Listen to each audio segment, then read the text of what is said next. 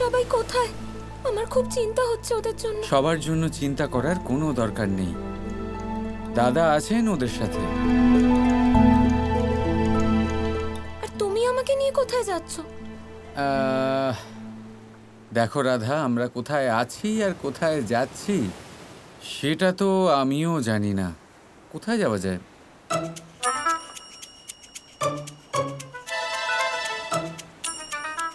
ও, ওই দেখো, ওখানে একটা দ্বীপ দেখতে পাচ্ছ তুমি?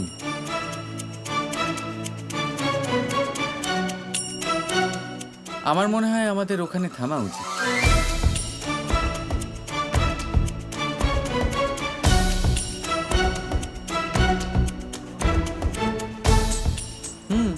এবার এত রাত হয়ে গেছে, কোথাও না কোথাও তো থামতেই হবে। আর সুকা, ওর কি হলো? তাই নাকি? এখন তোমার সুকার জন্য চিন্তা হচ্ছে? তোমার তো ওর উপরে সন্দেহ ছিল, কি তাই তো? হ্যাঁ তো, ও তো তোমার গুপ্তচর, কিন্তু আমারও তো কিছু দায়িত্ব আছে ওর প্রতি। হ্যাঁ, দায়িত্ব। তোমার তো এটাও দায়িত্ব যে এখন তুমি আমাকে সাহায্য করো। আমরা দুজনেই বিপদে আছি, মনে আছে তো?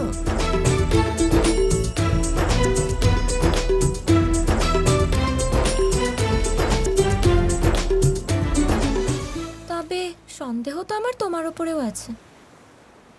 হঠাৎ করে বন্যা হওয়া আর তোমার আচমকা এই নৌকা নিয়ে পৌঁছে যাওয়া, সত্যি বলো তোমার কোনো হাত নেই তো এতে? হ্যাঁ নারায়ণ, আমি কি করব তোমাকে নিয়ে রাধা? এইসব তুমি কি ধরনের কথা বলে যাচ্ছ? কাল তুমি বলবে যে সবকিছু সৃষ্টির পেছনে আমার হাত আছে। একেবারেই নয়, আমি এরকম কখনোই বলবো না। সৃষ্টির রচনার মধ্যে আর তোমার এই ছোট মায়ার মধ্যে অনেক তফাৎ আছে, আর এভাবে সব ছোট জিনিসকে বড় করে দেখার কোনো দরকার নেই, বুঝেছো? সত্যি খুব ভালো কথা, তুমি আমাকে এটুকু তো চেনো। চলো অন্য কোনো কথা বলা যাক। আচ্ছা, আমরা কি বলছিলাম? ও হ্যাঁ, সুকা। রাধা, সুকার জন্য চিন্তা করার কোনো দরকার নেই। সুকা একদম সুরক্ষিত আছে, আর সেখানে আছে যেখানে ওর থাকা উচিত।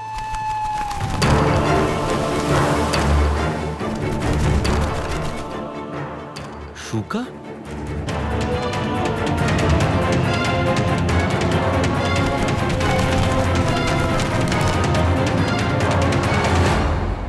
আরে সুকা, তুমি এখানে? দাদা, কৃষ্ণ খবর পাঠিয়েছে আপনাদের সকলের বেরোনো উচিত হবে।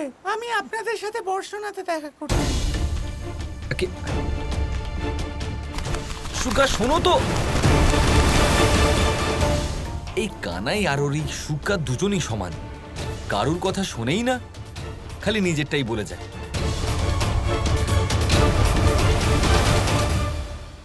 আমার কানাই জানি না কোথায় আছে, জানি না ঠিক আছে কিনা। যশোদা, বলেছিলাম যত তাড়াতাড়ি সম্ভব এখান থেকে বেরিয়ে যাই। এবার দেখুন কিভাবে আটকে গেছি আমরা। দেখুন, কেউ এখানে আটকে নেই জটিলা কাকি। নারায়ণের কৃপায় আমরা সবাই এখানে সুরক্ষিত স্থানে আছি। হ্যাঁ, এটা আলাদা কথা যে আপনি অবশ্যই নিজের ভয়ের মধ্যে আটকে পড়েছেন। বাবা, আমাদের এক্ষুনি এখান থেকে যেতে হবে। এত রাতে বলরাম, আর এত জলের মধ্যে দিয়ে আমরা যাব কিভাবে? নারায়ণের নাম করে বাবা,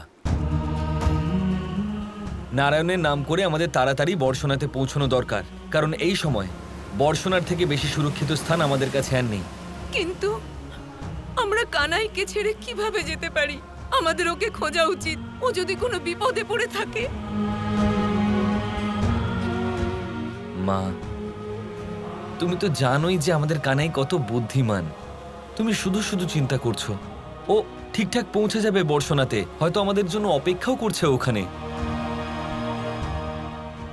আর রাধা? কানাই এই জায়গাটা খুব ভালো করে চেনে, তাই রাধা যেখানেই আটকে থাক না কেন, কানাই ওকে ঠিক নিয়ে চলে আসবে। আমাদের সকলের এখন আর সময় নষ্ট না করে এক্ষুনি এখান থেকে বেরিয়ে যাওয়া উচিত।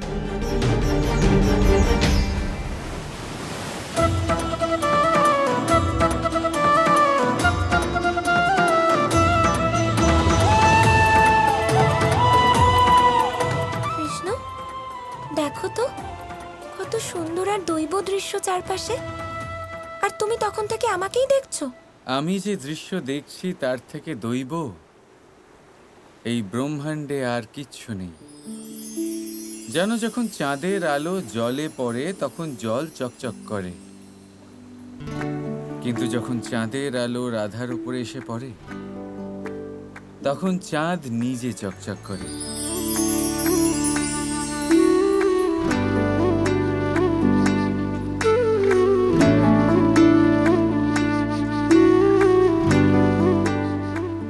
দেখো, আমি জানি তুমি কি জানতে চাও, কিন্তু বিষয়টা হলো যে রাধা, আমার খুব খিদে পেয়েছে। আমি কি করব?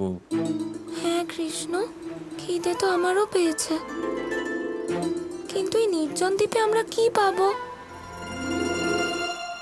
এই দ্বীপে পাওয়া যাবে কৃষ্ণ, আর কৃষ্ণের কাছে কিছু না কিছু অবশ্যই পাওয়া যাবে।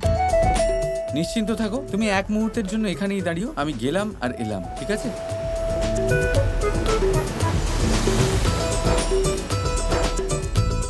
এই দেখো, এসো, বসে পড়ো, এসো। দেখো, এখানে এই সমস্ত ফল অত্যন্ত সুস্বাদু আর মিষ্টি। আমি নিজে খেয়ে দেখেছি। খেয়ে নাও, পেট ভরে খাও।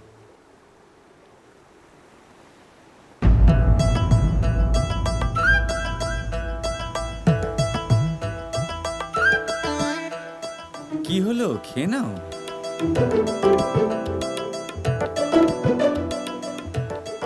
না আসলে বুঝে গেছি, এটা তো আমার এঁটো, তাই না? কিভাবে খাবে তুমি, তাই তো? এরকম কিছু নয়। এটাই ব্যাপার, আমি সব বুঝতে পারছি। আর তুমি আমার এঁটো খাবেই বা কেন? এঁটো তো তুমি তার সাথে খাবে যে তোমার প্রিয় বন্ধু বা তোমার পরিবারের সদস্য, আর নয়তো সে যার সাথে তুমি অনন্ত প্রেম করো। আর এমনিতেও আমাদের মধ্যে সেরকম কোনো সম্পর্ক তো আর বাকি নেই, তাই না? তাহলে তো তুমি আমার এঁটো কেন খেতে যাবে? কোনো ব্যাপার নয়, খেতে হবে না আমার এঁটো, আমিও খাবো না। এরকম ক্ষুধার্ত হয়ে বসে থাকি।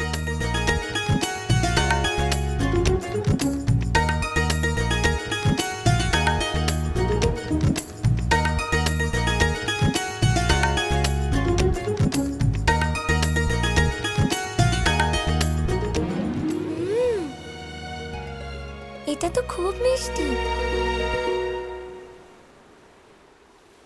তুমি সত্যি সত্যি খাচ্ছ? তুমিও খাও। হ্যাঁ, আমিও খেয়ে নি।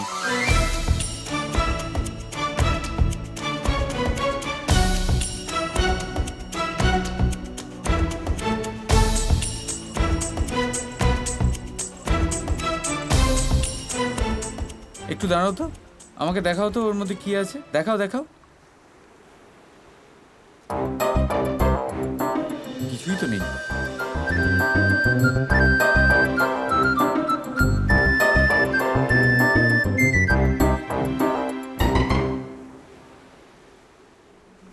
এইটা খুবই মিষ্টি, এটা খেয়ে নাও।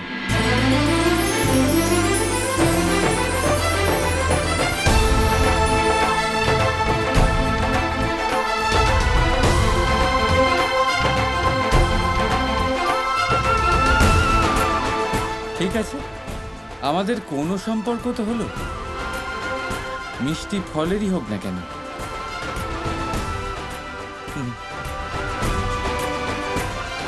হ্যাঁ, তুমি তো আমার সখা আর সব সময় থাকবে। তাই নাকি? তাহলে আমি শুধুমাত্র বন্ধু?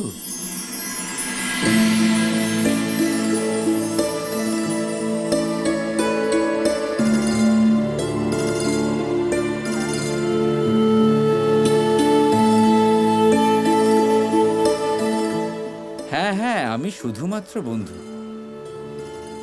খাও। রাধা কৃষ্ণ কৃষ্ণ কৃষ্ণ কৃষ্ণ